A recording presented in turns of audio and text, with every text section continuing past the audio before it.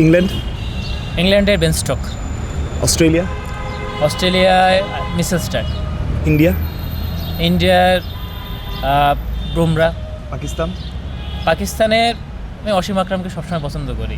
আর current হচ্ছে আমি আসলে এবার বিপিএল খেলে খুশদিল শাহকে আমার খুব ভালো লাগছে, যে একটা প্রপার প্লেয়ার। আমার মনে হয়েছে যে প্রপার প্লেয়ার, ন্যাশনাল টিমে কতটুকু সার্ভিস এটা জানি না, বাট আমি কাছাকাছি খেলে খুব পছন্দ হয়েছে খুশদিল শাহকে। সাউথ আফ্রিকার AB de Villiers without any doubt. New Zealand, নিউজিল্যান্ডের ব্র্যান্ডন ম্যাককালাম, ওয়েস্ট ইন্ডিজের ক্রিস গেল, শ্রীলঙ্কার কুমার সাঙ্গাকারা আছে, কিন্তু পেস বলার হিসেবে লাসিথ মালিঙ্গা আমাদের জন্য খুব অনুপ্রেরণা।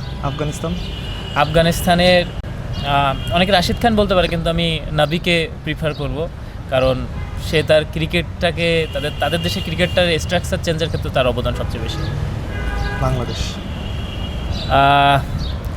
কারেন্টলি যদি বলা হয় তাহলে আমি বলবো যে বাংলাদেশের ক্রিকেটে নাহিদ রানা যেভাবে খেলতেছে আমার কাছে খুব ভালো লাগতেছে, কারণ বলার অনেক ধরনের হয়, কিন্তু যে ম্যাচ জিতায় এই বলারটা সবচেয়ে দাম। এখন বর্তমানে নাহিদ রানা খুবই ভালো। আর ওভারঅল সাকিব ভাই।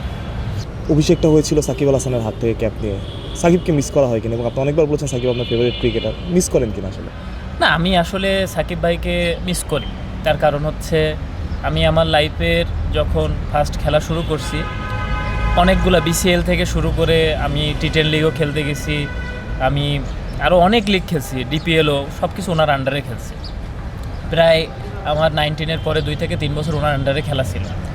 তো সেই ক্ষেত্রে উনি আমাকে খুব সাপোর্ট করছে, ওনার কাছে অনেক কিছু শিখছি।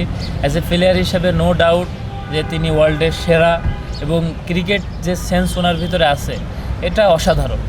তো ক্রিকেটার হিসাবে আমি ওনাকে খুবই ভালোবাসি এবং খুবই পছন্দ করি, এটা উইদাউট এনি ডাউট, এবং ক্রিকেটার হিসাবে আমি খুব মিস করি।